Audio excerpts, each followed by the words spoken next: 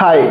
SC ವಿದ್ಯಾರ್ಥಿಗಳಲ್ಲಿ ಯಾರ್ಯಾರಿಗೆ document verification slip download ಮಾಡ್ಕೊಳ್ಳೋದಕ್ಕೆ ಆಗಿಲ್ವೋ ಅಂತ ವಿದ್ಯಾರ್ಥಿಗಳು ಈಗ ಹೇಳ್ತಾ ಇರುವಂತಹ ಪ್ರೊಸೀಜರ್ ನ ಫಾಲೋ ಮಾಡಿ ಡೌನ್ಲೋಡ್ ಮಾಡ್ಕೊಳ್ಳೋದಕ್ಕೆ ಆಗತ್ತೆ. ಟೆನ್ಷನ್ ಮಾಡ್ಕೊಳ್ಳೋ ಅವಶ್ಯಕತೆ ಇಲ್ಲ.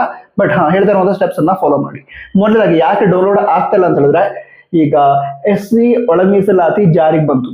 ಅದು ಜಾರಿಗೆ ಬಂದ ನಂತರ ಕರ್ನಾಟಕ ಎಕ್ಸಾಮಿನೇಷನ್ ಅಥಾರಿಟಿ ಅವರು officially notification 1 month or 1.5 month ಮೊದಲೇ ರಿಲೀಸ್ ಮಾಡಿ ಒಳ ಮೀಸಲಾತಿಗೆ ಸಂಬಂಧ ಸರ್ಟಿಫಿಕೇಟ್ ಅನ್ನ ಮಾಡಿಸಿ ಅದ್ರ ಮೇಲೆ ಇರುವಂತಹ RD ನಂಬರ್ ನ ಎಂಟರ್ ಮಾಡಿ ಅಂತ ಆವಾಗಲೇ ಹೇಳಿದ್ರು.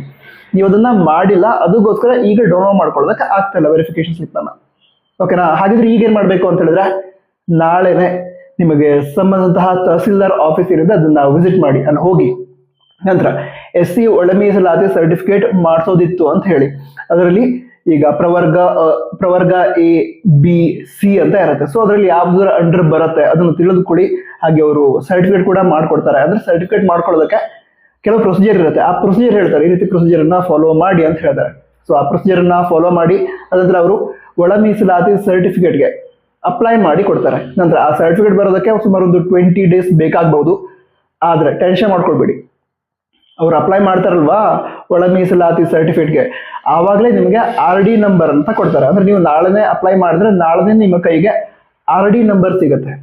ಆ RD ನಂಬರ್ ಏನಿದೆ ಅದನ್ನ ನೀವು KA ತಿಳಿಸ್ಬೇಕು. ಹೇಗೆ ಅಂತ ಹೇಳಿದ್ರೆ, KA ಅಫಿಷಿಯಲ್ ವೆಬ್ಸೈಟ್ ಅಲ್ಲಿ ನಿಮಗೆ ಅಪ್ಲಿಕೇಶನ್ ಎಡಿಟಿಂಗ್ ಲಿಂಕ್ ಅಂತ ಸಿಗುತ್ತೆ.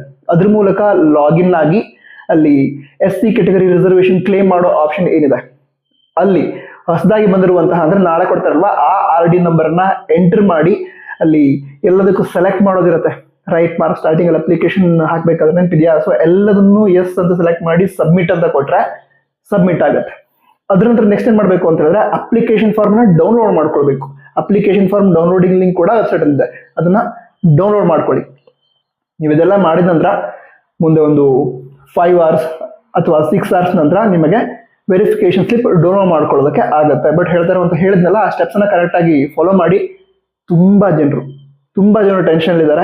ಎಲ್ರಿಗೂ ಕೂಡ ತಿಳಿಸಿ. ಈ ವಿಡಿಯೋ ಹೆಲ್ಪ್ ಆಗಿದ್ರೆ ಅದನ್ನು ಕೂಡ ಕಮೆಂಟ್ ಬಾಕ್ಸ್ ತಿಳಿಸಿ. ಯಾಕಂತ ಹೇಳಿದ್ರೆ ಓಕೆ, ಈ ವಿಡಿಯೋನ ಮಾಡದೆ ಇದರಿಂದ ಹೆಲ್ಪ್ ಆಯ್ತು ಅಂತ ನನಗೂ ಕೂಡ ಖುಷಿ ಆಗುತ್ತೆ. ಓಕೆನಾ? ಹೆಲ್ಪ್ ಆಗಿದ್ರೆ ನನ್ನ ಕಮೆಂಟ್ ಬಾಕ್ಸ್ ಕೂಡ ತಿಳಿಸಿ. All the best. ಜೈ ಹಿಂದ್, ವಂದೇ ಮಾತರಂ.